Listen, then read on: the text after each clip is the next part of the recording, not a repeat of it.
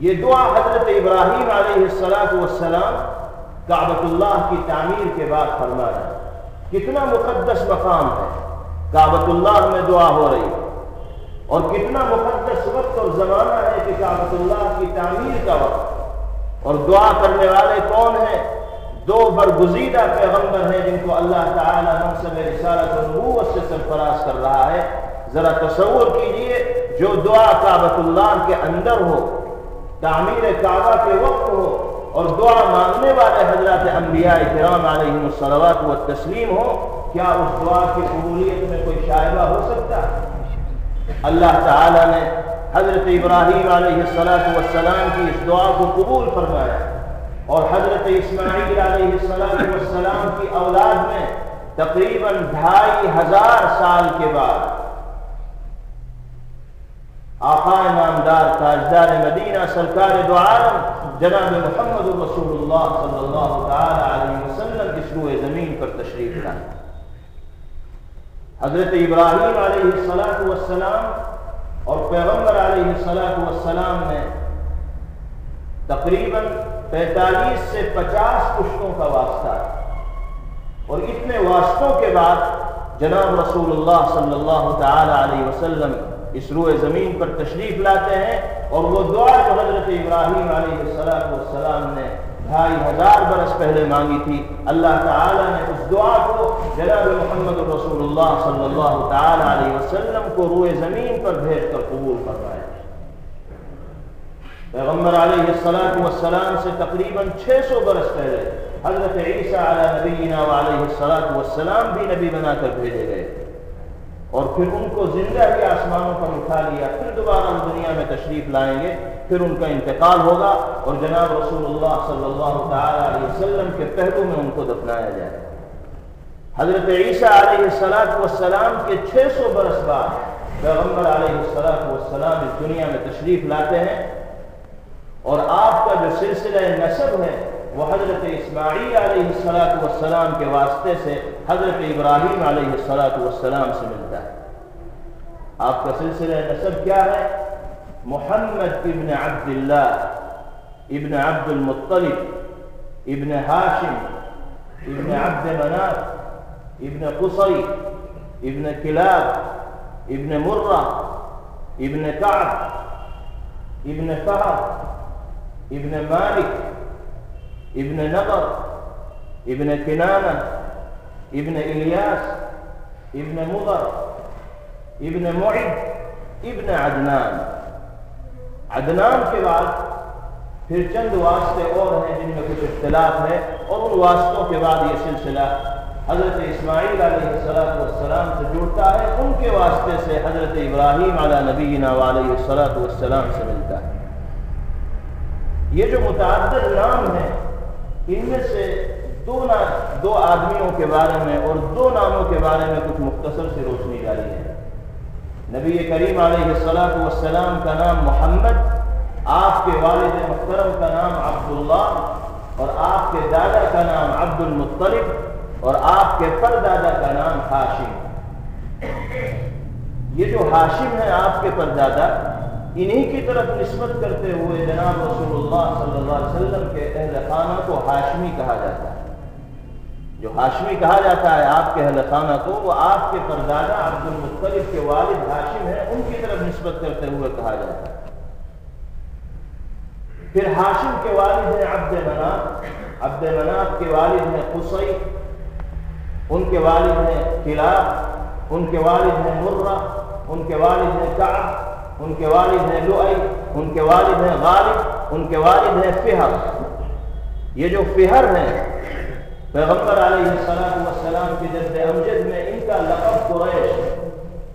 آپ کے اہل خانہ کو قریش بھی کہا جاتا ہے، وہ انہی کی طرف منسوب ہیں، فہر کی طرف، جن کا لقب قریش تھا انہی کی طرف نسبت کرتے ہوئے آپ کے اہل خانہ کو قریشی کہا جاتا ہے، اور آپ کے جد امجد میں جو ہاشم نام آتا ہے اس کی طرف نسبت کرتے ہوئے آپ کے اہل خانہ کو ہاشمی کہا جاتا ہے۔ تو ہاشم آپ کے پردادا اپنی قوم کے اندر بڑے معزز اور بڑے محترم اور ذی اثر لوگوں میں ان کا شمار ہوتا ہے۔ اللہ تعالیٰ نے عزت اور وقار اور سربلندی سے ان کو مالا مال کیا۔ ایک مرتبہ یہ تجارت کی غرض سے مدینہ منورہ گئے اور وہیں پر انہوں نے ایک عورت سے جن کا نام سلمہ تھا نکاح کر لیا۔ ان سے نکاح کرنے کے بعد کچھ دن وہاں قیام پذیر رہے، پھر شام چلے گئے تجارت کی غرض سے،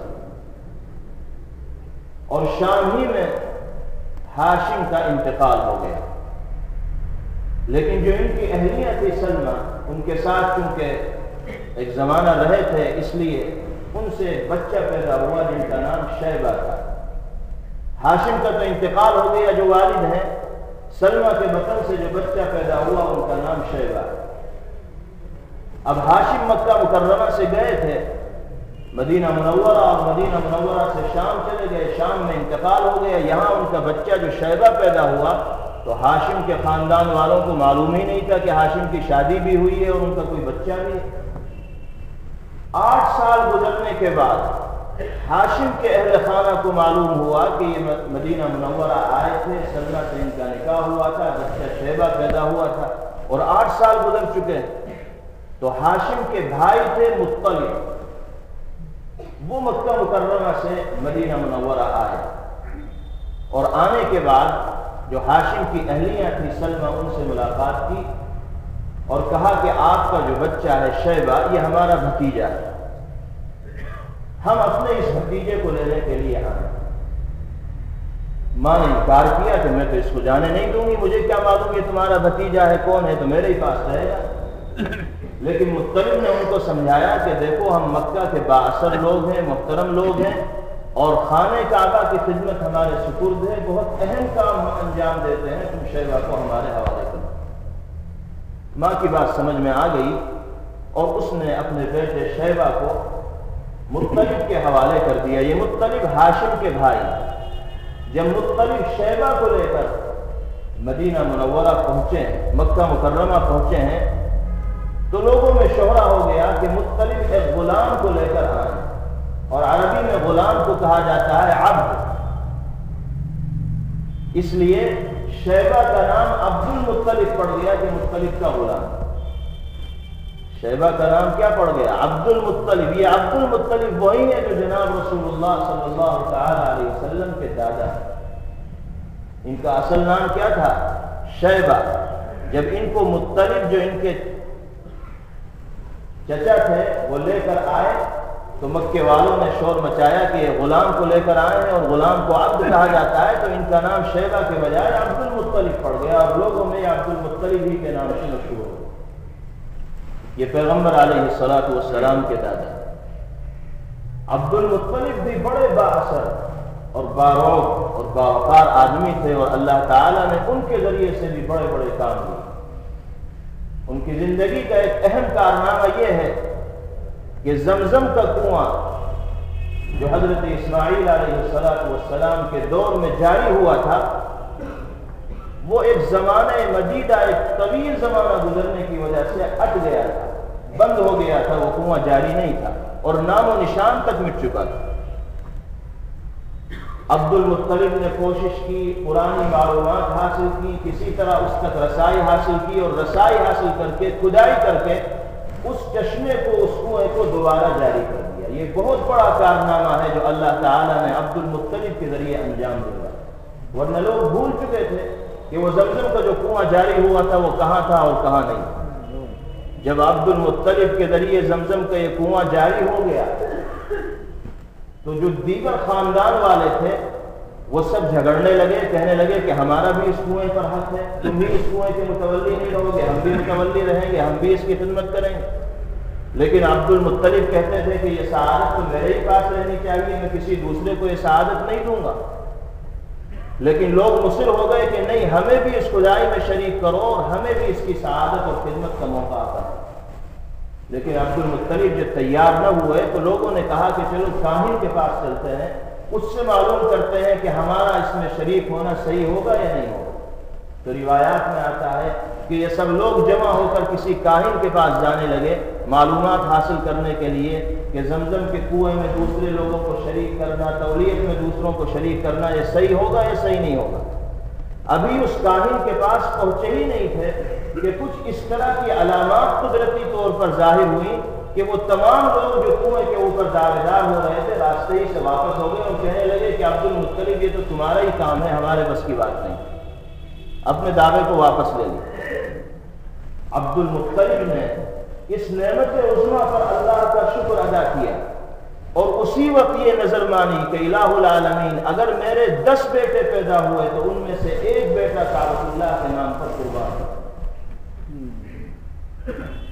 یہ نظر اسی موقع پر عبد المطلب نے مانی ہے جب اللہ تعالیٰ نے ان کی قسمت کے اندر کعبۃ اللہ اور زمزم کے کنویں کی تولیت اور اس کی خدمت رکھ دی تو انہوں نے یہ نظر مانی۔